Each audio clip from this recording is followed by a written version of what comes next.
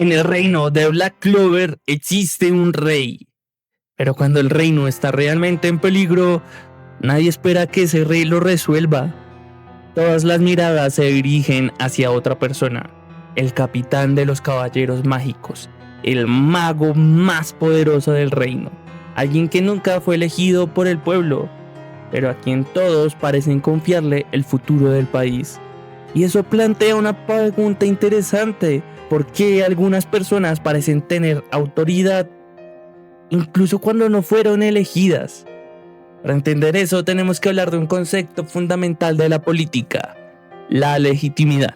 En teoría política, la legitimidad no significa simplemente tener poder. Un gobernante puede tener ejércitos, leyes, incluso controlar todo un país, pero eso no garantiza que su poder sea legítimo. Para el sociólogo alemán Max Weber, la legitimidad aparece cuando las personas reconocen que alguien tiene derecho a gobernar, es decir, cuando el poder no se sostiene únicamente por la fuerza, sino por una creencia compartida en su autoridad. Weber explicaba que a lo largo de la historia los gobiernos han construido esa legitimidad de diferentes formas. Tres de las más importantes son la legitimidad tradicional, la legitimidad basada en la capacidad o el liderazgo y la legitimidad que surge del reconocimiento social o político. Las elecciones son una forma moderna de producir legitimidad, pero no son la única.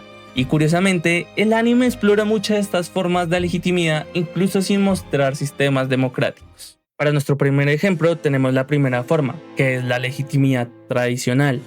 Aquí el derecho a gobernar proviene de la tradición, la costumbre o el linaje. Los reyes gobiernan porque históricamente su familia ha ocupado el poder.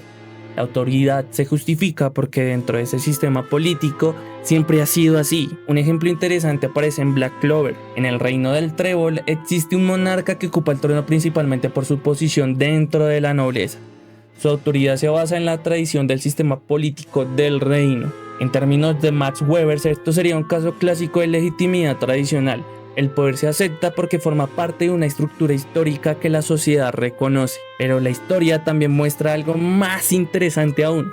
Aunque el rey posee el título y la legitimidad formal del cargo, muchas de las decisiones más importantes del reino no giran en torno a él. En la práctica, gran parte de la autoridad política se concentra en otra figura: Lucius Sócrates. Lucius no gobierna por tradición. Su influencia surge de otra fuente: su poder, su posición dentro de la jerarquía mágica, pero el más importante de todos, que es la confianza que otros personajes depositan en su capacidad para dirigir el futuro del reino. Pero esto revela algo importante sobre la legitimidad política. Un sistema puede conservar una legitimidad tradicional en la superficie representada por el rey, pero al mismo tiempo puede aparecer otra forma de legitimidad que opera en la práctica, basada en la percepción de que alguien más posee la capacidad real de gobernar. En otras palabras, el rey puede conservar el título, mientras que la autoridad real y a la que se comienza a desplazar es hacia otra figura, que es como la de Lucius, porque las personas la consideran más capaz de ejercer el poder y porque ha demostrado que es capaz de ejercer ese poder. Nuestro segundo ejemplo es la legitimidad carismática. Aquí la autoridad no proviene de la tradición ni de una estructura legal, proviene de las cualidades personales del líder. Las personas siguen a alguien porque creen en su carácter, su capacidad o liderazgo. Un ejemplo muy claro aparece en Naruto con Naruto Uzumaki. Naruto no pertenece a una familia política poderosa a pesar de ser hijo del cuarto. Es más, durante gran parte de su infancia incluso es rechazado por la propia aldea. Pero a lo largo de la historia ocurre algo importante. A través de sus acciones, su persistencia y su capacidad de proteger a los demás, Naruto comienza a ganar algo fundamental dentro de la comunidad: reconocimiento. Poco a poco su figura adquiere una autoridad que no proviene de un título formal, sino es la manera en que las personas comienzan a verlo. Cuando finalmente se convierte en Hokage, su legitimidad no se explica únicamente por el cargo, se explica porque la aldea ya lo reconoce como líder. En términos de Weber, este es un caso claro de legitimidad carismática. La autoridad surge de la confianza que las personas depositan en un individuo. Sin embargo, incluso dentro de esa forma de legitimidad también aparecen tensiones políticas. No todos los líderes en la historia de la aldea alcanzaron su posición exactamente de la misma manera. Por ejemplo, figuras como Hiruzen Sarutobi fueron reconocidas como Hokage en contextos donde la decisión no surgió únicamente de un consenso social amplio, sino también de la influencia directa de los líderes anteriores como Tobirama Senju. Esto muestra algo muy importante, porque incluso en sistemas donde el liderazgo parece surgir del mérito o del reconocimiento colectivo, las decisiones políticas reales muchas veces también están mediadas por relaciones de poder, confianza personal e influencia dentro de esas instituciones. Pongámoslo más simple, la legitimidad carismática puede construirse a través de las acciones de un líder, pero su consolidación dentro de un sistema político muchas veces depende también de quién tiene el poder de reconocer oficialmente ese liderazgo. ¿O no creen que había mejores opciones para ser Hokage después de que se murió el cuarto? Para nuestro tercer ejemplo, nos vamos a las tensiones de la legitimidad y cómo se vuelven todavía más visibles cuando los sistemas políticos entran en crisis. Cuando las instituciones existentes pierden credibilidad, pueden surgir nuevas figuras que intentan reconstruir la autoridad política desde fuera del sistema. Y nuestro ejemplo acá es Code Geass, y obviamente tiene que ser Lelouch.